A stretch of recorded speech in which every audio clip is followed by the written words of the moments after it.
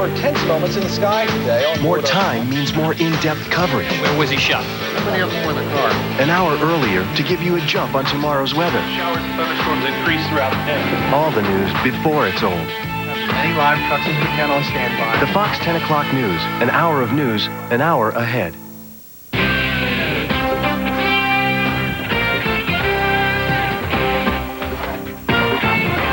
Good evening, I'm Jill Chernikoff. I'm Rich Noonan. The president makes his pitch, and Saddam Hussein had better look for cover. That's first on Fox tonight. President Clinton escalated the war of words with Iraq today with a speech at the Pentagon. The president is trying to prepare the American people for another fight with Saddam, but there will be some more talking before the shooting starts. This evening, the Secretary General of the United Nations, Kofi Annan, announced that he is going to Baghdad Friday. U.S. officials say they reserve the right to reject anything Annan negotiates with Iraq. That statement suggests that the Clinton administration thinks the time for talk has passed. Jim Angle has the story. And my desire to use... With the Pentagon as a backdrop, President Clinton began a more concerted effort to get the American public behind any military conflict in Iraq. And force can never be the first answer. But sometimes it's the only answer. Mr. Clinton pointed to what he called Saddam Hussein's record of cheating and lying about weapons and said Iraq must open the doors to UN inspectors. If he accepts them, force will not be necessary. If he refuses or continues to evade his obligations through more tactics of delay and deception, he, and he alone, will be to blame for the consequences. Administration officials believe they will have plenty of public support for military action, but worry about what will happen when there are casualties, both American and Iraqi. I know that the people we may call upon in uniform are ready. The American people have to be ready as well. As does Congress. Several lawmakers are now insisting the president get a congressional okay before any attack. And many are urging that any military action go after much more than Saddam's chemical and biological weapons. We can put his eyes out. We can denude him militarily so that he really is no threat. And I think it's going to have to be more than a mere thump, as we say in Missouri. It's going to have to be a major, major strike. Mr. Clinton conceded that a military strike cannot destroy all of Saddam's weapons of mass destruction, but said it will leave him significantly worse off. And he seemed to argue that regardless of the damage, the world cannot afford to let Saddam get away with it. And late Tuesday, the U.S. gave a lukewarm blessing for UN Secretary General Kofi Annan to travel to Baghdad. He says he'll arrive there sometime Friday. The U.S. thinks nothing will come of the trip, but couldn't stand in the way of a last-ditch diplomatic effort to avoid a military confrontation. At the White House, Jim Angle, Fox News. The possibility of an airstrike against Iraq makes some Americans nervous, especially those whose son or daughter might lose their life in the fighting.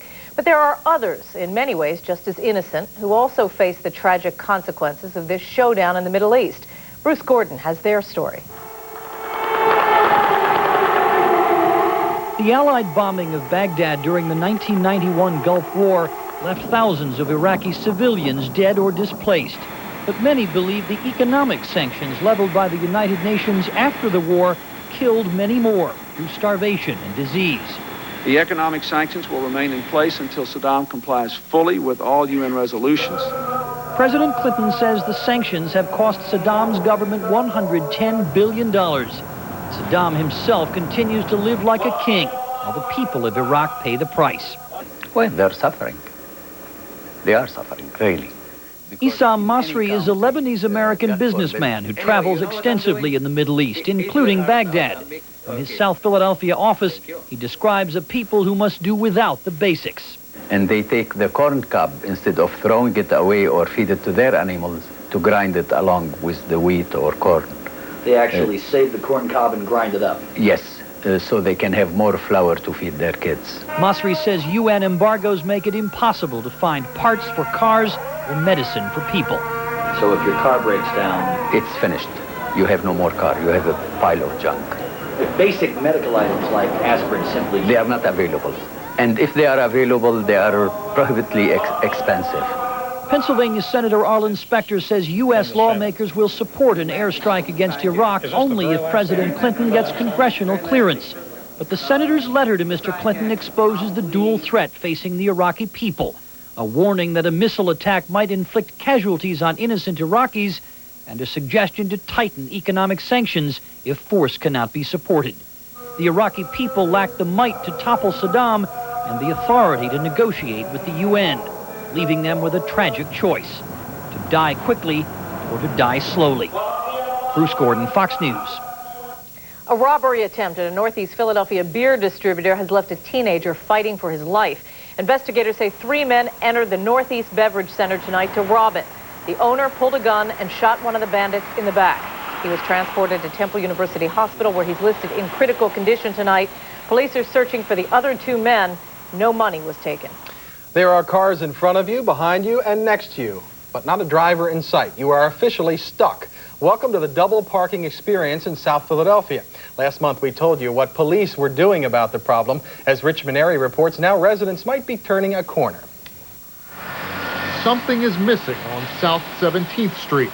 The honking horns, the yelling, the car with no driver that's impeding your progress.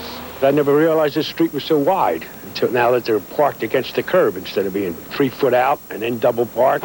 Double parking has been as much a South Philadelphia staple as the soft pretzel until about a month ago, when the captain of the 1st Police District decided she had seen enough. I don't want somebody to die or to be injured or be maimed because they can't get by because of the parking conditions. A police crackdown on double parking began. Ticketing and towing have made a visible, but not always popular impression. I got 2 tickets in one day. That was $55. I didn't know what I was supposed to do. Double parking still exists in South Philadelphia. No one is more aware of that than Charlie, the water delivery guy, who spends far too many days lugging those bottles an extra block or 2. It's a nightmare. It really is.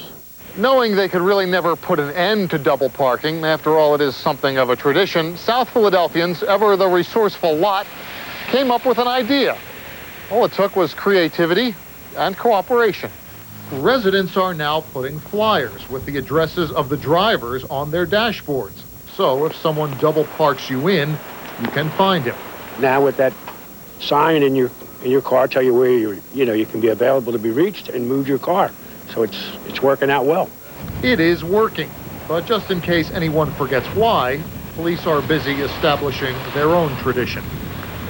In South Philadelphia, Richmond Area, Fox News. A former Secret Service uniformed officer appeared before the grand jury investigating the White House sex scandal today. Louis Fox was questioned for 2 hours. He said in the past that he saw President Clinton and Monica Lewinsky go into the Oval Office one afternoon in 1995. But he could not be sure if they were alone because there are 3 entrances to that office. Fox refused comment today. Monica Lewinsky is not expected to testify before the grand jury until sometime next week. Well, we certainly had a dreary, wet, nasty day today. Sounds like it's going to continue all week. Here's Frank with first weather. Frank?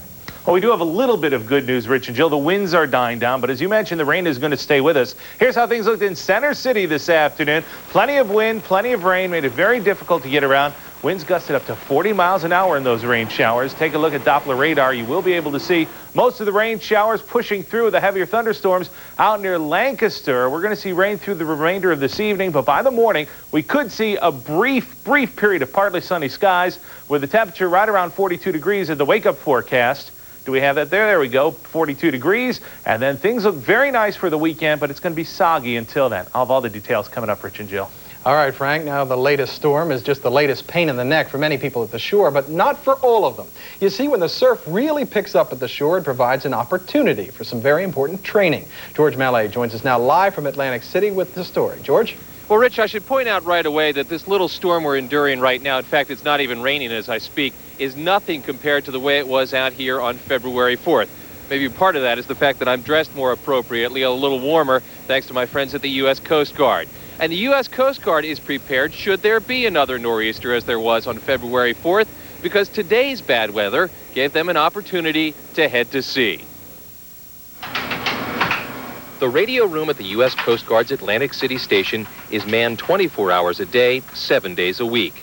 Wind speed, wind direction, and ship-to-shore communications are monitored constantly. And when it gets rough outside, the coasties, as they're called, get excited. It gives us an opportunity to go out with our rough, heavy surf boat and see how it handles.